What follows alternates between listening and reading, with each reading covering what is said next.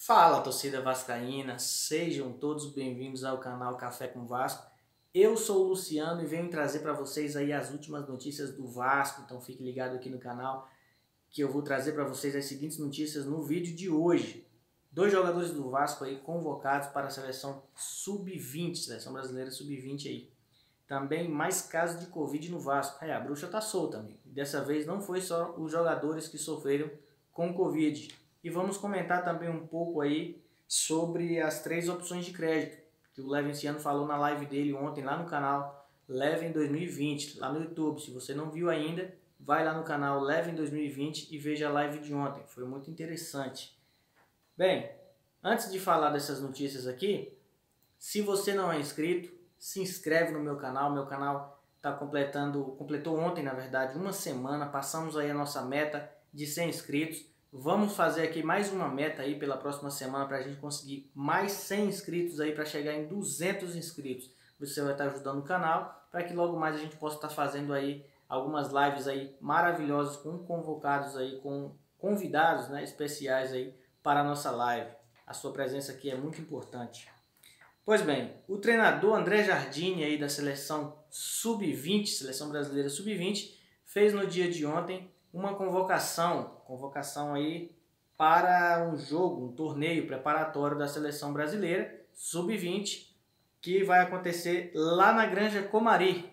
Esse torneio vai contar com a presença aí das seleções do Chile, do Peru e também da Bolívia.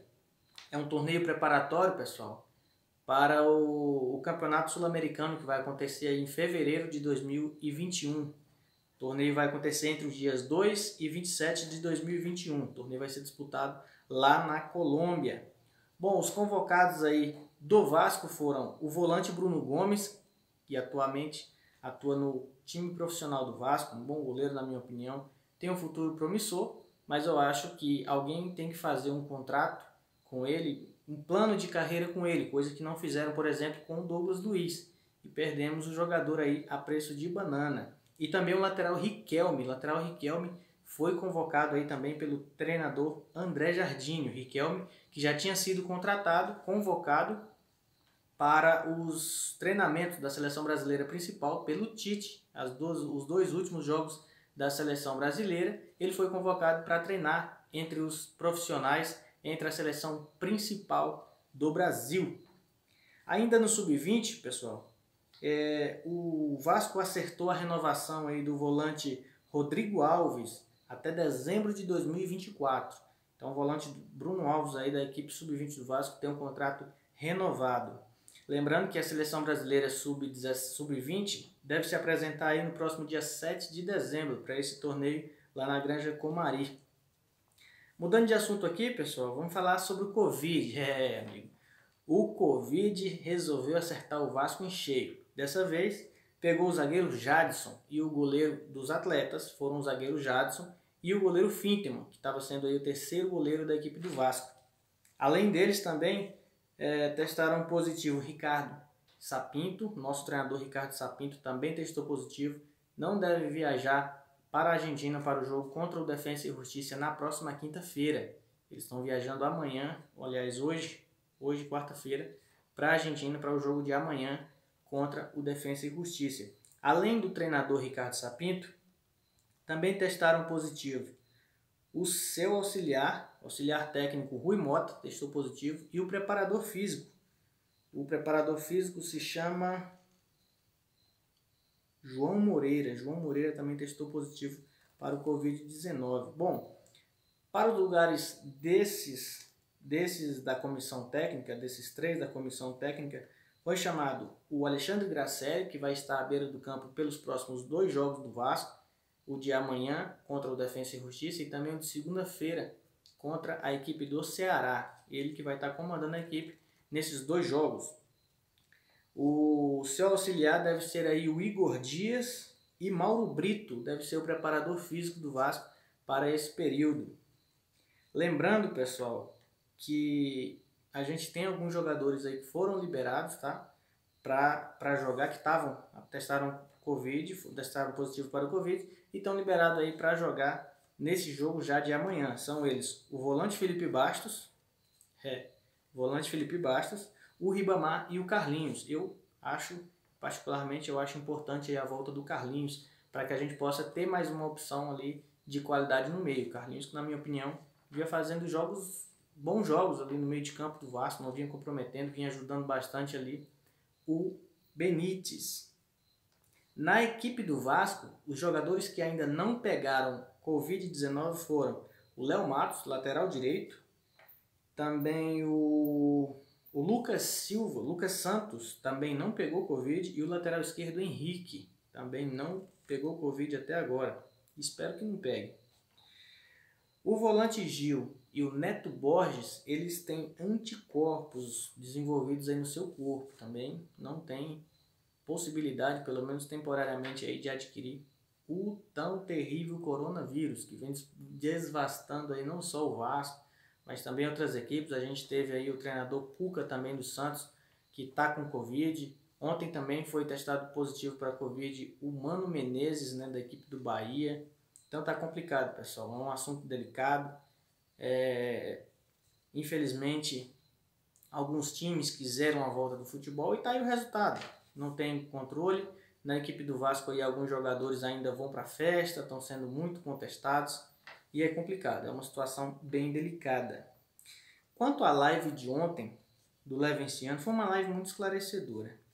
Primeiro, porque alguns veículos de comunicação, algumas televisões insistem em fazer chacota do Vasco sobre os 5 bilhões. Ou você não entende, ou você não leu, não prestou atenção, ou você prestou atenção e finge que não entendeu, você é burro mesmo, né? Porque tem jornalista imbecil aí, que eu não vou citar nomes aqui, que ficam falando M na TV aberta, né? Fazendo chacota do Vasco, fazendo um campinho lá com um time de 5 bilhões de reais. Nenhum idiota no mundo faria um time de 5 bilhões de reais. Só vocês. Pois bem, o Vasco, pessoal, foi bem explicado isso aí ontem, né? Eu acho que da próxima vez, na próxima live, próxima terça-feira que tem live aí, dá até uma ideia aqui pro Leve para ele desenhar. Vamos ver o que os veículos de comunicação vão falar aí durante a semana, né? O Vasco tem 3 opções, vou até falar devagar. Falar bem devagarzinho para ver se vocês entendem. O Vasco tem 3 opções de linha de crédito.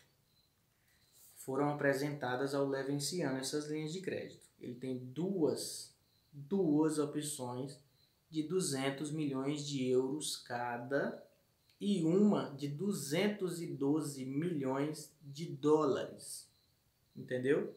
2 de 200 milhões de euros e uma de 212 milhões de dólares. Para alguns jornalistas aí que não entendem ou não querem, né, se fazem que não querem entender o que o Levin fala. Bom, o Levin ainda disse que tem que lembrar que para o Vasco ter acesso a esses recursos, isso ainda precisa ser aprovado aí no Conselho Deliberativo e no Conselho de Benemérito. Essa foi a parte mais importante ali que ele falou.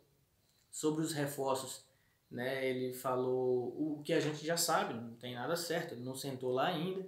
Existe a possibilidade aí de perdermos alguns jogadores, porque ele não tem como segurar atleta por 2 meses, eu concordo também, o cara é profissional, ainda é novo, no caso do Balotelli, que tem apenas 29 anos, mas vamos aguardar. Campelo já disse que não vai fazer a transição, né? Esperamos que ele possa mudar de ideia, inclusive sábado agora, dia 28, se eu não estiver enganado, próximo sábado agora, a partir das 15 horas, haverá uma manifestação aí, lá em frente, São Januário. Então, você que é do Rio de Janeiro, que é vascaíno, que tem disponibilidade de estar em São Januário aí às 15 horas da tarde do próximo sábado, vá lá, a sua presença é muito importante. A gente vai estar fazendo, a gente não, que eu estou no Pará, né?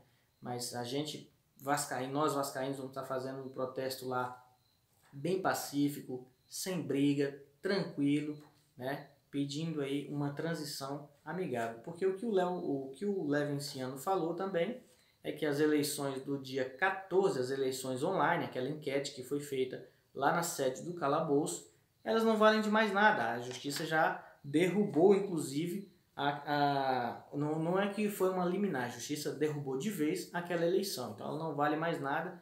A eleição que está valendo é a do dia 7, é aquela que todos nós vascaínos fomos lá e demos nossa voz, é isso que a gente quer, foi o presidente eleito e a vontade do sócio tem que prevalecer.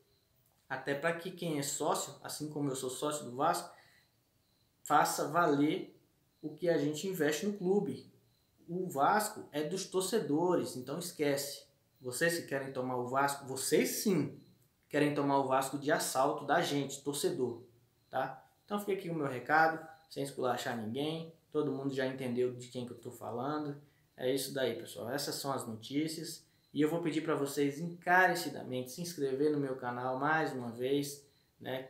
Para que mais pessoas possam tá vendo esse vídeo. Eu peço para que vocês compartilhem esse vídeo aí, principalmente nos grupos de WhatsApp de vascaínos, vários vídeos, vários grupos de WhatsApp, eu estou em vários grupos de WhatsApp aí, e eu peço a cooperação de vocês. Peço também para que vocês me sigam lá no Instagram, lá no @café.comvasco. Por quê?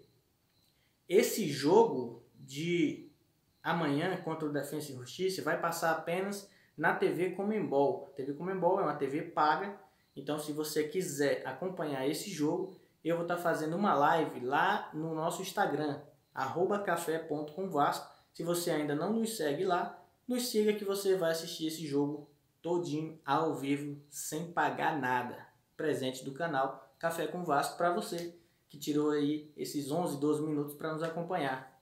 Que vocês tenham um bom dia e nunca se esqueçam, o Vasco é grande, o Vasco é gigante e ninguém vai tomar isso da gente não. Valeu?